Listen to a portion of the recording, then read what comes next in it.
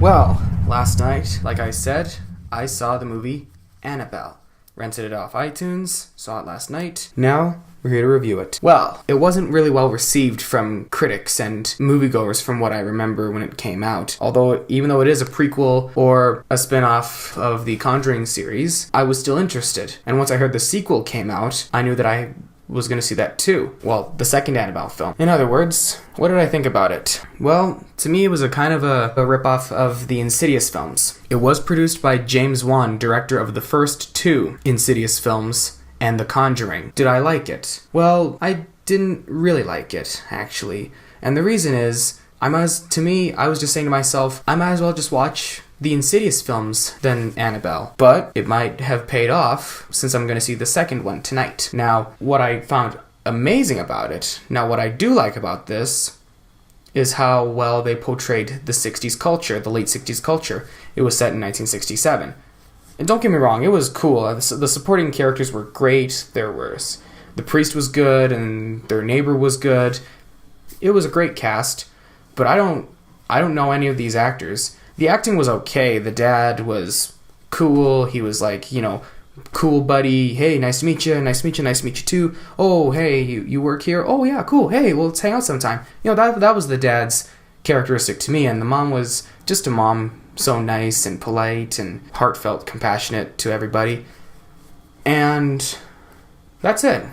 That's what I liked about it. And what I didn't like was that it relied on cheap jump cuts. Most horror films, yes, I get that. Most horror films will rely on not jump cuts, jump scares. Sorry about that. But yes, most horror films will have jump scares in the theater. This one sure did, and personally, they need to lay off of it, I think. And I think they need to rely on something more psychological, something more unexpected, some stuff that you would maybe like mysteries, like in movies like The Ring and Hide and Seek. And I like those because they don't have much jump scares, but they also give us quite the, bit of a cringe feeling. This one, of course, just gave us the little bit of the shock factor, like, oh. And some instances, this is just a spoiler. Sorry for this, for those who haven't seen it, you might want to back away because here comes a spoiler. There were some scenes when the dad came running out like, oh my god, oh, it's the dad, ripped off. Or, it's the neighbor. Why? And I think they needed to work on the jump cuts. And I'm not trying to sound pompous or ignorant or poo-pooing on the movie. I mean, if you like it, you like it. I'm not gonna ask you, but would I recommend this? Well, if you want to watch the second Annabelle film, maybe. I haven't seen it yet.